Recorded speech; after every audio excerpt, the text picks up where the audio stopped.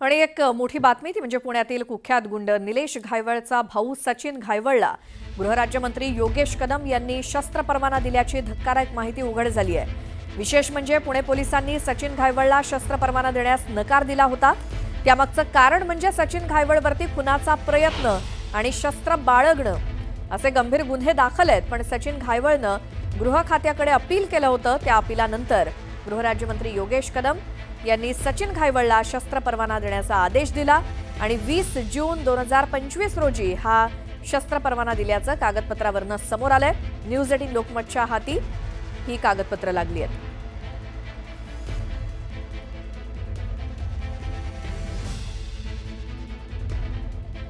संसदीय कायद्यांचा अधिकार लावणारी सर्वोच्च अधिकार संस्था म्हणजे सर्वोच्च न्यायालय। या सर्वोच्च न्यायालयाच्या सरन्यायाधीशांच्या संदर्भाने 2 दिवसांपूर्वी जो प्रकार घडला, खरे पाहता या प्रकारातल्या व्यक्तीवर देशद्रोहाचा गुन्हा दाखल होणे अपेक्षित होते। अगदी त्याच वेळेला सरन्यायाधीश पदावरची व्यक्ती ही अनुसूचित जातीतून येत आहे। सबब संबंधित व्यक्तीवर अगदी कोर्टाने माननीय सर्वोच्च न्यायालयानेच सुमोटो घेत या सगळ्या प्रकरणाच्या संबंधाने ॲट्रॉसिटी कायद्याच्या अंतर्गत सुद्धा गुन्हा दाखल होणे अपेक्षित आहे। विशेषतः या देशाचे राष्ट्रप्रमुख ज्यांना सर्वोच्च न्यायालयाचे सरन्यायाधीश शपथ देतात असे राष्ट्रप्रमुख आणि पंतप्रधान या दोघांनीही ज्या पद्धतीने तर निलेश घायवळचा भाऊ सचिन घायवळ याला शस्त्र परवाना पुणे पोलिसांनी नाकारलेला होता। मात्र गृहराज्यमंत्र्यांकडून त्याला शस्त्र परवानगी मिळाली। जून 2025 रोजी घडलेला हा सगळा प्रकार आणि त्याचेच आदेश हे न्यूज 18 लोकमतच्या हाती लागले, जे गृहराज्यमंत्र्यांनी पुणे पोलिसांना दिले होते। पुन्हा जाऊयात, पुण्यातून आमचे प्रतिनिधी वैभव सोनावणे आपल्या सोबत जोडले गेलेत। वैभव, नेमकं या प्रकरणामधनं आता काय काय समोर आलेलं आहे? प्रतिक्रिया सुद्धा मोठ्या येत आहेत, तुम्ही काय सांगाल? श्वेता, अत्यंत धक्कादायक हा सगळा प्रकार आहे। विरोधी पक्षाकडून सुद्धा याच्यावरती तीव्र आक्षेप जो आहे तो घेण्यात आलेला आहे। राष्ट्रवादीचे पुण्याचे शहराध्यक्ष जे आहेत प्रशांत कदम, त्यांनी तर गृहराज्यमंत्र्यांनी तातडीनं राजीनामा दिला पाहिजे असं म्हटलंय। या सगळ्या जे पत्र न्यूज 18 लोकमतच्या हाती लागले, जे आदेशाची कॉपी न्यूज 18 लोकमतच्या हाती लागली आहे, या कॉपीमधला मजकूर हा अत्यंत धक्कादायक आहे। सचिन बन्सीलाल घायवळ हा घायवळ टोळीचा निलेश घायवळ नंतरचा म्होरक्या आणि निलेश घायवळ याचा सख्खा भाऊ आहे। पेशानं शिक्षक आहे। कर्वेनगरच्या एका शाळेमध्ये शारीरिक शिक्षण तो शिकवतो। हे सगळं असताना जो निलेश घायवळनं जो सगळ्यात मोठा खून केलेला होता पाठलाग करून, त्या खुनामधला तो आरोपी आहे सचिन कुडले। याच्या खुनामधला हा आरोपी जो आहे त्याची निर्दोष मुक्तता झाली आहे। त्याच्यावरती आर्म्स ॲक्टचे गुन्हे जे होते, म्हणजे बेकायदा शस्त्र बाळगल्या प्रकरणीचे जे गुन्हे होते, त्याच्यातून निर्दोष मुक्तता झाली आणि आता व्यवसायासाठी मोठी रोख रक्कम जी आहे ती बाळगावी लागते, रोकड बाळगावी लागते आणि त्यामुळे आपल्या जीवाला धोका उत्पन्न होतो। म्हणून शासकीय परवाना, शस्त्र परवान्याचा द्यावा अशी मागणी जानेवारी महिन्यामध्ये या सचिन घायवळ यानं पुणे पोलिसांकडे केलेली होती। पुणे पोलिसांकडे त्याचे इत्थंभूत रेकॉर्ड आहे, इथली सगळी पार्श्वभूमी आहे। केवळ गुन्हे दाखल होत नाहीत म्हणून यांची गुन्हेगारी कारवाया ज्या आहेत त्या थांबलेल्या नाहीत किंवा दहशत पसरवायचा प्रकार जो आहे तो थांबलेला नाही। या सगळ्याचे अपडेट पुणे पोलिसांना होते। त्याच्यामुळे या सगळ्या प्रकरणामध्ये पोलीस आयुक्तांनी 20 जानेवारीला त्याचा हा अर्ज जो आहे तो फेटाळला, निकाली काढलेला होता। या अर्जाच्या विरोधामध्ये सचिन घायवळ हा गृहराज्यमंत्र्यांकडे गेला। आपल्याला ही प्रक्रिया समजून घ्यावी लागेल। जेव्हा पोलीस आयुक्तांकडून हा अर्ज फेटाळला जातो शस्त्र परवान्यासाठीचा, त्यावेळेस अशा पद्धतीचा शस्त्र परवाना मागण्यासाठी पुन्हा गृहराज्यमंत्र्यांच्या दरबारामध्ये जावं लागतं। त्यांना समन्यायिक अधिकार, क्वासी ज्युडिशियल बॉडी ज्याला म्हटलं जातं, तशा पद्धतीनं सुनावण्या ज्या आहेत त्या चालवल्या जातात। या अपिलांवरती सुनावण्या घेऊन मग त्याच्यावरती निर्णय दिले जातात। योगेश रामदास कदम जे राज्याचे गृहराज्यमंत्री आहेत शहरांसाठीचे, त्यांच्याकडे हे अपील जे आहे ते सचिन घायवळ यानं दाखल केलेलं होतं आणि त्याच्यावरती सुनावणी जी आहे ती 24 एप्रिल 2025ला झाली। त्यासाठी उपस्थित राहावं अशा स्वरूपाची सूचना जी आहे ती सचिन घायवळ याला सुद्धा देण्यात आलेली होती, निलेश घायवळच्या भावाला, आणि त्यानंतर ही सुनावणी झाली। या सगळ्यातली अत्यंत धक्कादायक बाब बघा, एरवी या अशा पद्धतीनं शासकीय मंत्रालयाच्या पातळीवरती या अशा सुनावण्यांमधून किती सर्वसामान्य माणसांना न्याय मिळतो हा प्रश्न आहे. अशाच पद्धतीनं महसूलच्या सुनावण्या चालवल्या जातात, अशाच पद्धतीनं तडीपारीच्या किंवा ज्यांना हद्दपार करण्यात आलेलं आहे अशा लोकांच्या सुनावण्या ज्या आहेत त्या चालवल्या जातात. मात्र त्यातल्या किती लोकांना गृहराज्यमंत्री या अशा पद्धतीनं पॉझिटिव्ह निकाल देतात. इतके गंभीर गुन्हे दाखल असताना ज्याचा भाऊ एक टोळी पुण्यातली चालवतो, अत्यंत नामचीन टोळी, ज्यांच्यावरती खुनाचे जवळपास 4 ते 5 गुन्हे या दोन्ही भावांवरती मिळून आहेत, असं असताना सुद्धा या अशा पद्धतीनं एक तर गेल्या आठवडाभर निलेश घायवळ हा स्वतः चर्चेत होता खोट्या पासपोर्टच्या प्रकरणामध्ये, ज्याच्यामध्ये अहिल्यानगर पोलिसांची आबरू तर गेलीच गेली, मात्र त्याबरोबर पासपोर्ट विभाग असेल किंवा पुणे पोलीस असतील या सगळ्यांची आबरू सुद्धा चव्हाट्यावरती आलेली होती. हे सगळं सुरू असताना हे कमी आहे की म्हणून स्थानिक पोलीस कमी आहेत, अहिल्यानगरचे पोलीस कमी पडले असतील, पुण्याचे पोलीस कमी पडले असतील. वास्तविक पुण्याच्या पोलीस आयुक्तांनी हा परवाना दिला नाही, त्यावरून त्यांनी त्यांचं काम चोख केलेलं होतं. मात्र या सगळ्या लोकल मशिनरीज किंवा या लोकल वैभव थोडंसं थांबवते तुम्हाला. राष्ट्रवादीचे नेते जयंत पाटील आपल्या सोबत सध्या फोन लाईनवरती आहेत. जयंत पाटीलजी, एक पुण्यातला कुख्यात गुंडांची टोळी आणि त्या टोळीचा म्होरक्या निलेश घायवळचा भाऊ सचिन घायवळला पुणे पोलिसांनी परवाना नाकारलेला होता, मात्र मंत्र्यांकडून त्याला परवाना मिळालेला आहे शस्त्राचा. काय आपली प्रतिक्रिया? नाही, असं होणं योग्य नाही. कारण एकदा पोलिसांनी खालच्या स्थानिक व्हेरिफिकेशन केल्यावर रिजेक्शन केलं किंवा नाकारला तर पुन्हा त्या पोलिसांचा कन्सेंट घेतल्याशिवाय देणं हे योग्य नाही. हे चुकीची कृती आहे आणि त्याला शिफारशी कोणाच्या होत्या हेही बघितलं पाहिजे. त्या पद्धतीने खालून रिकमेंड न झालेली केस करणं हे मंत्र्यांनी करणं हे योग्य नाही.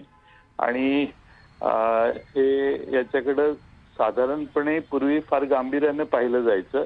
आताच्या अशा गोष्टींकडे फारसं गांभीर्याने बघायची पद्धत बंद झाली. जे पाटील सर, तुम्ही सुद्धा राज्याचे गृहमंत्री राहिलेला आहात, ही सगळी प्रक्रिया तुम्हाला पूर्ण माहिती आहे. कशा पद्धतीनं खाली अधीक्षकांनी किंवा पोलीस आयुक्तांनी ॲडिशनल डीजी रँकचे ज्यांना अधिकार असतात असे परवाने द्यायचा, त्यांनी परवाने नाकारल्यानंतर साधारणपणे हे अपील हे गृहराज्यमंत्र्यांच्या समन्यायिक सुनावण्यांमध्ये जातं आणि तिथून या पद्धतीच्या सुनावण्या केल्या जातात. तुम्ही स्वतः गृहमंत्री राहिलेला आहात. या अशा पद्धतीनं एका टोळीचा म्होरक्या, त्याचा भाऊ ज्याच्यावरती खून, आर्म्स ॲक्ट सारखे गंभीर गुन्हे आहेत आणि नामचीन टोळ्यांमध्ये पुण्यासारख्या शहरातल्या त्यांचं नाव आहे, या सगळ्याची नोंद घेऊन जे आदेश पोलीस आयुक्तांनी नाकारायची कारणं दिलेली होती, या कारणांसहित सगळी कागदपत्र जी आहेत ती अपिलाच्या सुनावणीला गृहराज्यमंत्र्यांच्या समोर जातात. हे सगळं वाचून सुद्धा गृहराज्यमंत्र्यांनी अशा पद्धतीची परवानगी देणं, याला तुम्ही नेमकं काय म्हणाल? मला वाटतं की हे योग्यच नाही. कारण एका टोळीच्या संबंधात असणाऱ्या व्यक्तीला असं खालून रेफरन्स नसताना देणं हे धाडस आहे राज्यमंत्र्यांनी दाखवलेलं असं मला वाटतं. आणि त्यामुळं अशा पद्धतीची वागणूक म्हणजे चुकीचं आहे असं मला वाटते. कारण असं कधी करत नाहीत. खालून रिजेक्ट झालेल्याला वर ऍक्सेप्टन्स होत नाही तसं नाही. पण एवढी प्रसिद्ध असणारी, कुप्रसिद्ध असणाऱ्या गँगच्या संबंधातल्या व्यक्तीला देणं हे बरोबर नाही. कारण बऱ्याच वेळेला खाली रिजेक्ट झालेले यांना वर मिनिस्टर देऊ शकतात, देत नाही असं त्यासाठी तर अपील असतं. पण तरी मंत्र्यांनी त्याची बॅकग्राऊंड बघणं, खातरजमा करणं हे आवश्यक होतं. ते या संदर्भात केलेलं दिसत नाही.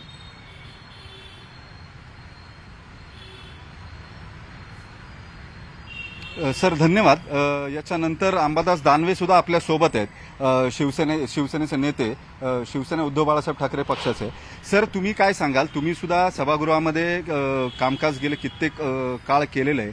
या अशा पद्धतीनं जो शस्त्र परवाना हा स्थानिक पोलिसांनी नाकारला आहे, ज्याच्यावरती खून, त्याच्याबरोबरच आर्म्स ॲक्ट सारखे गंभीर गुन्हे आहेत आणि याचाच सगळ्याचा हवाला देत हा परवाना का नाकारण्यात आला याची कारणं सुद्धा देण्यात आली. मात्र संबंधित गुन्हेगार हा गृहराज्यमंत्र्यांकडे अपिलाकडे जातो आणि त्या अपिलामध्ये पोलीस आयुक्तांनी परवाना नाकारायची कारणं दिलेली असताना सुद्धा त्याला परवाना दिला जातो. पुण्यातल्या घायवळ टोळीच्या कुख्यात गुंडाच्या परवान्यासाठी गृहराज्यमंत्री सही करतात, याला तुम्ही काय म्हणाल? नाही, खरं तर चुकीचं आहे. जो परवाना रिजेक्ट केलाय पोलीस कमिशनरनी, गृह राज्यमंत्र्यांनी, तो काय लागून गेलेला नाही मोठा, काय त्याला फार लोकांपासून धोका आहे. क्रिमिनल आहे. क्रिमिनलला अशा पद्धतीनं परवाना देणं, मला वाटतं हेच धंदे सरकार करतंय आत्ताच्या घडीला. अशाच पद्धतीनं स्वतःचे जे काही आहे बगल बच्चे, मग ते गुंडागर्दी करा, रिव्हॉल्वर चालवा, खून करा, मग त्यांना सांभाळण्याचं काम सत्ताधारी लोक करतात. त्याचाच हा प्रकार दिसतो 100%. गेल्या आठवड्याभरात आता ही दुसरी घटना समोर आली आहे सर. निलेश घायवळ जो आधीच कुख्यात गुन्हेगार आहे, तो खोटे पत्ते देऊन त्यानं अहिल्यानगर पोलिसांचे वाभाडे काढले, पासपोर्ट विभागाचे वाभाडे काढलेले होते आणि तो परदेशात निघून गेलेला होता. त्याच्या टोळीतल्या गुंडांनी पुण्यामध्ये सर्वसामान्य नागरिकांवरती फायरिंग केलेलं होतं. म्हणजे एकीकडे व्यवस्थेला कशा पद्धतीनं वाकवलं जातं हे पहिलं प्रकरण समोर आल्यानंतर आता थेट स्थानिक पोलीस सोडा मंत्रालयापर्यंत सुद्धा या अशाच पद्धतीनं कारभार चालू असल्याचं दिसून येतंय. नाही, गृह राज्यमंत्र्यांनी अशा पद्धतीनं ओव्हर रूल करणं, ते अशा गुन्हेगारांना हे चुकीचंच आहे बरं का. कारण आणि ते गुन्हेगार एखाद्या दुसऱ्या काही माणसाला फार आवश्यक आहे, कमिशनरने चुकीचं काही मिसफीड केलं तर मी समजू शकतो, पण तो कमिशनरने योग्य पद्धतीनं कळवून जर गृह राज्यमंत्री अशा पद्धतीने करत असेल, याचाच अर्थ काय घ्यायचा की गुन्हेगाराला प्रोत्साहन देतात. गुन्हेगारी प्रवृत्ती यांच्यामुळेच फॉलो होती, असा त्याचा स्पष्टपणे अर्थ आहे. सर धन्यवाद. या सगळ्या सचिन घायवळच्या प्रकरणामध्ये ज्या पद्धतीनं न्यूज 18च्या हाती एक्सक्लुझिव्ह कागदपत्र लागलीत, तो आदेश जो आहे गृहराज्यमंत्र्यांचा, ज्याच्या अंतर्गत पुणे पोलिसांना कळवण्यात आलं की या सचिन घायवळ याला शस्त्र परवाना देण्यात यावा.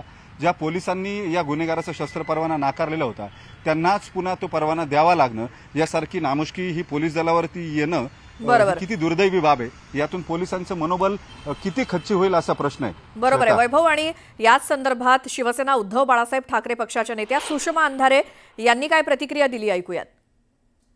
राज्याच्या गृहमंत्र्यांनी राज्याच्या सर्वसामान्य जनतेला सुरक्षितता प्रदान करण्यासाठी राज्यात कायदा सुव्यवस्था कशी राहील यासाठी विशेष प्रयत्न करायला हवेत. मात्र जर राज्याचे गृहमंत्रीच जर कायदा सुव्यवस्थेला तिलांजली देण्याचा प्रयत्न करत असतील तर काय करावं. राज्याचे राज्यगृहमंत्री योगेश कदम यांनी ज्या पद्धतीने निलेश घायवळ या कुख्यात गुंडाच्या टोळीतील सतीश घायवळचा सशस्त्र परवाना, जो शस्त्र परवाना याच्यासाठी स्पेशल रेकमेंडेशन करून तो परवाना मंजूर केला, काय गृहमंत्री योगेश कदमांना गृहमंत्री म्हणून घेण्याचा अधिकार आहे का. मी माझ्या पक्षाच्या वतीने एक जबाबदार पदाधिकारी म्हणून ही थेट मागणी करते की तात्काळ राज्याचे गृहराज्यमंत्री योगेश कदम यांचा गृहराज्यमंत्री पदाचा राजीनामा घेतला जावा.